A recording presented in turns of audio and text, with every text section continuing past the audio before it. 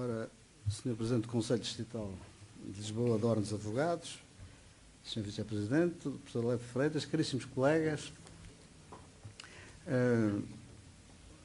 uma nota introdutória: estas instalações foram arrendadas quando eu estava no Conselho Distrital de Lisboa. Portanto, enfim, não é para me agradecerem, mas é para saberem que na altura era Presidente do Conselho Distrital de Lisboa, o Dr. Lauriente Santos. Nós estávamos aperreados a reunir no Conselho Geral, lá embaixo no Lar São Domingos, e soubemos que isto estava de voluto, e viemos aqui um dia à noite, em mais condições, verificar se isto tinha o mínimo de requisitos para ser instalado aqui o Conselho Distrital, e, portanto, nos idos de 93, 94, se não estou em erro, nós instalámos-nos aqui, e foi no meu mandato que nós viemos para aqui, no meu, entre aspas, no mandato do Conselho Distrital, e depois no seguinte instalou-se definitivamente aqui. Portanto, digamos que é com prazer que eu estou aqui entre colegas, dizendo também que isto é uma reunião de trabalho, isto é, não é nenhuma reunião em que nós, à exceção do professor Leite Freitas, possa falar ex cátedra, quer dizer, eu falarei... A cadeira é muito baixa para ex cátedra. Eu falarei como advogado que sou e que nunca deixei de ser e que nunca soube fazer mais nada em exclusividade. E, portanto, como sou advogado em exclusividade, é sempre nessa ótica, nesse registro cultural, que eu intervenho, esteja onde estiver. A terceira nota que gostava de vos dizer é o seguinte: ao longo da vida, a vida tem proporcionado isto, participei numa primeira comissão nomeada pelo Dr. Laborinho Lúcio, quando era Ministro da Justiça, cuja finalidade era formalizar as linhas orientadoras para a reforma do processo civil. Porquê? Porque pré-existia uma comissão nomeada pelo professor Varela, que era Ministro da Justiça, que mereceu um parecer violento e contundente contra o resultado dessa comissão, elaborado pelo professor Leite Freitas e pelo Armindo Ribeiro Mendes, e isso provocou, nessa altura a Ordem tinha o peso suficiente para que dois membros da Ordem pusessem em crise uma reforma projetada por uma comissão nomeada pelo professor Antunes Varela. Foi assim ou não foi? Isto, o Dr. Laborinho Lúcio toma posse, esta história faz falta. Eu não estou a falar por falar, faz falta. E o Dr. Laborinho nomeia uma comissão, é nessa comissão que eu apareço indigitado pela bastonária Maria José Lopes, contra quem eu me candidatei. Curiosamente, nessa altura não havia grandes antinomias dentro da Ordem dos Advogados, apesar de eu ser candidato contra ela, não com bastonar, como é evidente, mas nem por isso ela deixou de me indigitar como representante da Ordem nessa comissão. Dessa comissão resultou umas linhas orientadoras, isto em 94, em 95 é nomeada uma primeira comissão ainda pelo Dr. Laborinho Lúcio.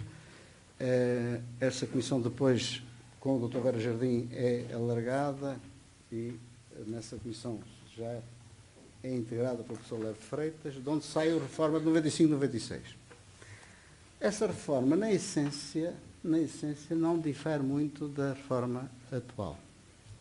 Só que enquanto essa reforma acreditava na transformação paulatina da cultura judiciária, esta reforma não vai tanto nesse sentido e é um pouco mais impositiva, ou seja, quer para magistrados, quer para advogados, para juízes, enfim, quer para advogados, estabelece regras de conduta mais perentórias, mais firmes, mais infungíveis, inabaláveis, e elas vão, de facto, significar a primeira grande reforma, de certa forma, uma reforma barra ruptura com a nossa praxis judiciária.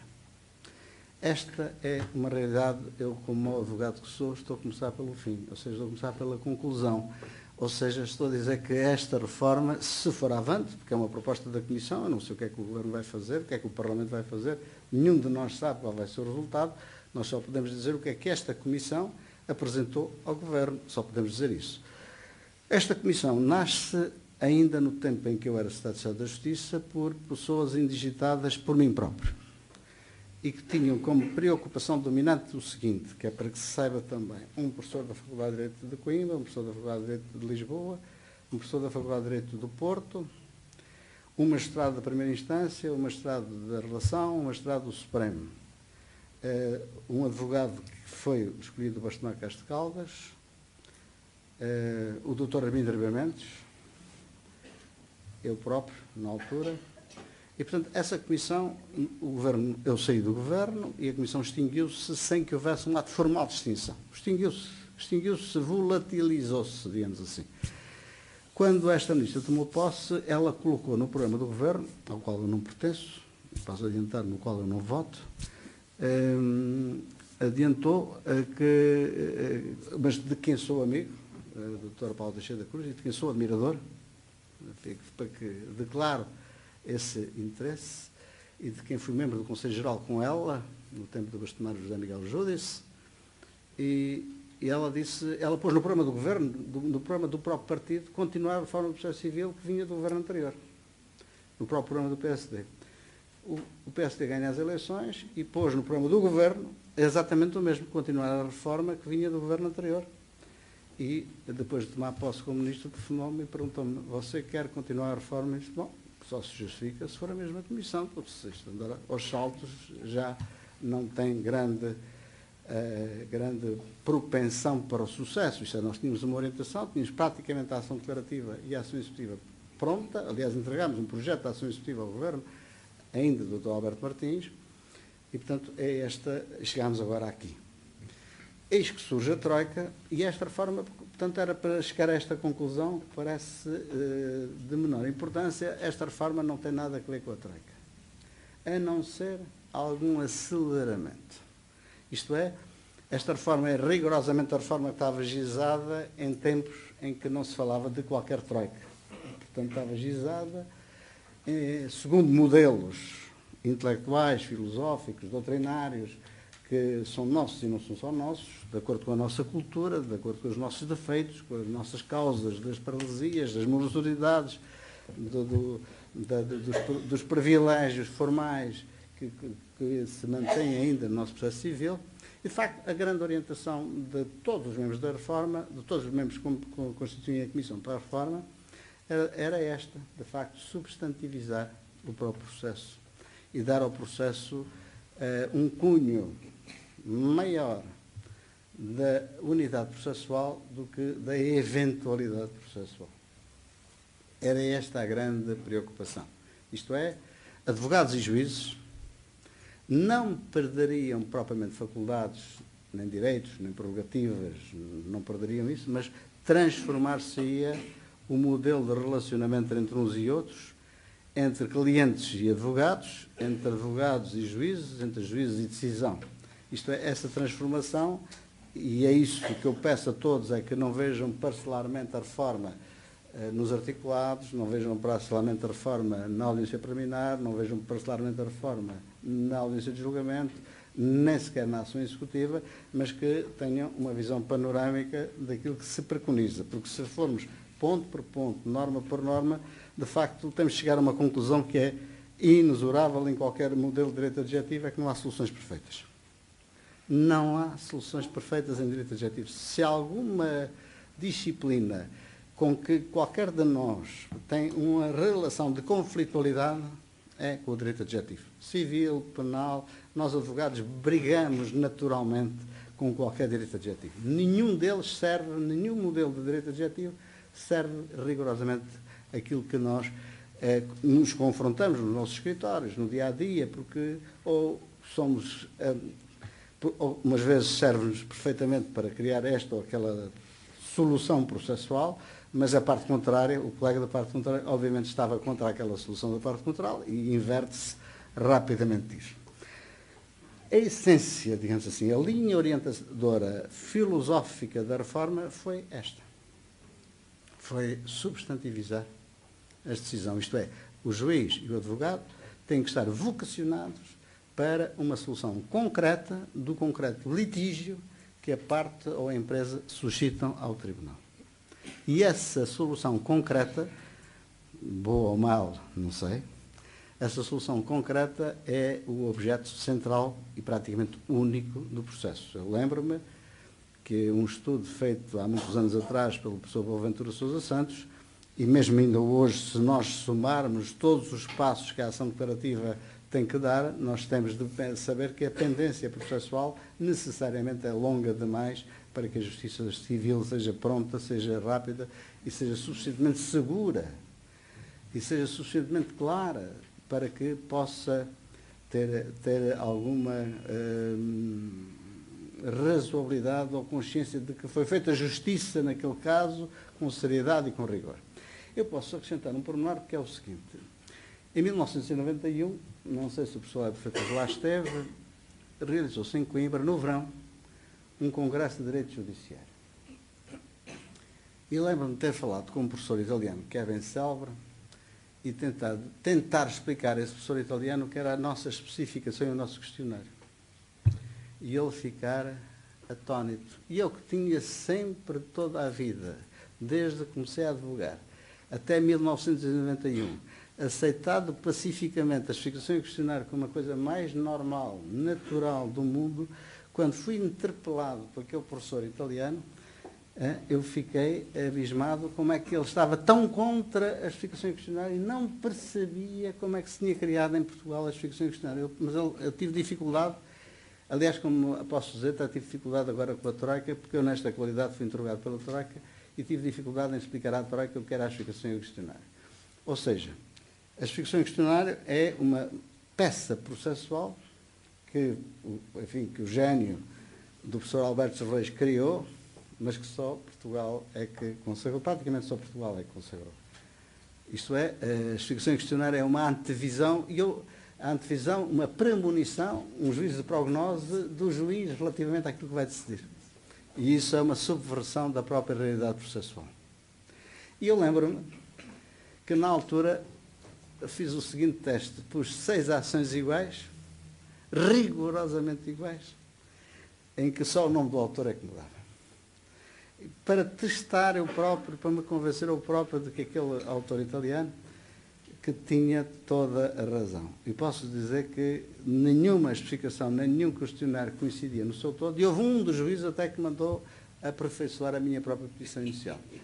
Portanto, desde as mais diferentes matérias provadas, às mais diferentes matérias por provar, desde mais tarde, agora depois 94, 95, 96 da reforma, 95, 96, desde quando se destacou e consagrou finalmente o que era um facto essencial, um facto instrumental e um facto complementar ou probatório, desde essa altura para cá, a explicação e o questionário é uma miscelânea de factos essenciais com factos instrumentais, seja qual for a grandeza dos factos instrumentais. Desde então que alguns juízes dizem que eu só posso inquirir nos precisos termos em que está formulado no questionário, até outros juízes que me dizem que não posso fazer a inquirição nos termos em que está no questionário e tenho de fazer o rodeio do que está. E eu não sei o que é que para aquele juiz, em concreto, é um facto essencial, não é um facto instrumental, porque eles misturam factos essenciais com instrumentais, e quando eu lhe digo, mas o facto instrumental é de livre indagação e prova. Sim, mas não está no questionário. Mas eu posso livremente fazer perguntas sobre factos instrumentais? Sim, mas não está cá. Sim, mas eu posso? Não, mas não está cá, o doutor não pode perguntar. Bom, em suma, o que é que se verifica? Que era necessário, era absolutamente necessário, para dar dignidade substantiva à atividade da advocacia, a linha A, e responsabilidade substantiva à judicatura, a linha B, era necessário que transformar radicalmente aquilo que se tinha projetado na reforma de 95 de 96 e nos princípios gerais da reforma de 95 de 96, ou seja, no reforço do contraditório, no princípio da cooperação, no princípio da verdade material, no princípio da proibição das decisões de surpresa, aliás, propostas pelo professor Lebre Freitas, etc. Princípios que nos colocaram a par e passo com o mais moderno processo civil se praticava em todo o mundo. O certo é que não teve sucesso porque, de facto, coexistiram desde 96 para cá dois modelos processuais. O que estava no Código e a lei mental. A lei mental era o Código 39. Isto é, em que, de um lado, o ativismo judiciário formal era muito grande, isto é, qualquer querendo formal era a morte do artista, mas o ativismo substantivo era nulo e aí funcionava no limite o princípio do dispositivo. Isto é, eu não posso esquecer, nós não nos podemos esquecer da história das coisas. Não nos podemos esquecer que a redação por hipótese do artigo 653 do Código de Processo Civil, na redação anterior, 95-96, nem sequer impunha a motivação das decisões dos factos não provados. Isto é, a reforma anterior, 95-96, os colegas não sabiam que havia um artigo 155, não sabiam que podiam combinar e agendas para a marcação de audiências. A audiência era marcada quando o juiz queria e não havia acordo de agendas.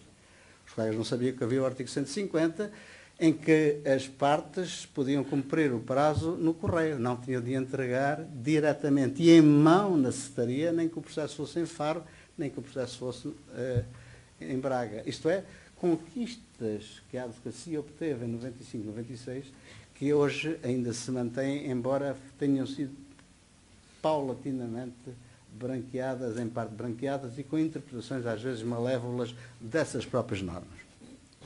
Ora bom, o que se pretendeu aqui foi a linha A, volto outra vez a falar como se fosse advogado, a linha A, pôr disciplina nos articulados, o que é altamente doloroso para nós, advogados, em que toda a prova é oferecida com os articulados. Isso já vigora no processo de trabalho, como sabem, e não teve grande abalo psíquico, nem processual, nem significou uma destruição da advocacia, bem pelo contrário, desde a reforma 2000 do Código de Processo de Trabalho, que funciona e vigora a reforma que vigora este princípio. Toda a prova é oferecida com os articulados. Essa é uma cautela que a advocacia tem que ter e uma alteração que a advocacia tem que ter no momento em que está a articular. Isto é, e na sua relação com o cliente. Toda a prova é oferecida com os articulados, embora possa surgir, enfim, por via da própria barganha processual, a necessidade de oferecer nova prova ou mesmo surgir essa necessidade ou a prova superveniente, que sempre poderá ser oferecida ao Tribunal. Mas o certo é que eu reconheço com grande sensibilidade, porque eu não faço outra coisa senão ser advogado, que a prova oferecida nos articulados obriga-nos a pensar que testemunhas oferecemos, que documentos temos, que prova pericial é que se torna necessária, que quesitos são necessários para formular para a prova pericial. Isto é, no momento em que nós estamos a articular, já temos de ter na nossa mente a própria panóplia probatória que podemos utilizar. Torna-se difícil, mas foi absolutamente necessário na economia da Comissão. Como sabem, quero abrir aqui um parênteses para dizer que nestas comissões nem eu mando na Comissão, nem as soluções são minhas. Fecho o parênteses para dizer que este projeto não é o projeto de nenhum de nós. É um projeto que sai por resultado de um debate, às vezes muito violento, entre membros da Comissão, em que, de facto, encontram soluções que agradam mais ou menos aos membros da Comissão e acabam por resultar desta concreta maneira. Isto é, há quem na Comissão puxe todo o pano para tapar a judicatura, há quem na Comissão puxe todo o pano para proteger a advocacia e, de facto, as coisas são o que são. Nenhum de nós tem poderes para, por si só, fazer consagrar a norma que ele entende como sendo a mais correta. Portanto, muitas das soluções que eu estou agora aqui a debitar não são necessariamente as minhas soluções, como não serão as soluções do professor Teixeira de Sousa, nem do professor Remédio Marques, nem do Dr. Paulo Pimenta, nem do Dr. Brantes Geraldes, nem do Dr. Lopes do Rego, nenhum de nós. Havia, entre aspas, fortíssima, nem da doutora Gabriela Cunha Rodrigues, que é juíza da primeira instância. Ou seja, havia fortíssima barganha em torno das soluções que em concreto se desenhavam e das soluções que queríamos preconizar para a reforma, mas nenhum de nós conseguiu ter sucesso nas suas próprias convicções. Para vos dizer que aquilo que se pretendeu, mas isso era de todos, era que, de facto, o resultado final da ação declarativa fosse a solução concreta do concreto diferente que era suscitado ao Tribunal. Isto é, a advocacia perde, e posso-vos garantir que perde, muitas das faculdades que normalmente são tomadas como excesso de prerrogativas, excesso de faculdades, excesso de soluções que emperram o processo e que põem em crise aquilo, e vão pôr em crise aquilo que o Boaventura Sousa Santos chamou o movimento aparente dos processos, que é o processo sobe, desce, requerimento, esclarecimento, sobe, desce, outra vez requerimento, esclarecimento, recurso, agravo, para aí fora. Isto, de certa forma, desaparece. Isto é, petição, contestação, prova. E chegamos, depois disto, a um momento nuclear. Esse é que se altera radicalmente. E vão ver que isto que eu vou dizer se repercute a montante, como se diz agora, depois num modo de articular. É que a audiência preliminar deixa de ter justificação em questionário e passa a impor só em debate, por regra, em debate, que o juiz fixe os temas de prova e os elementos essenciais, e esse artigo 511 vai ter que levar uma volta, a meu ver, não sei se o Governo vai levar, já há quem o esteja a interpretar malevolamente, porque o texto que lá está é as questões essenciais de facto, que são suscetíveis de prova, que o Sr. Freitas mandou acrescentar que sejam, na sua proposta, de acordo com as várias soluções plausíveis de direito. Foi o que você mandou acrescentar.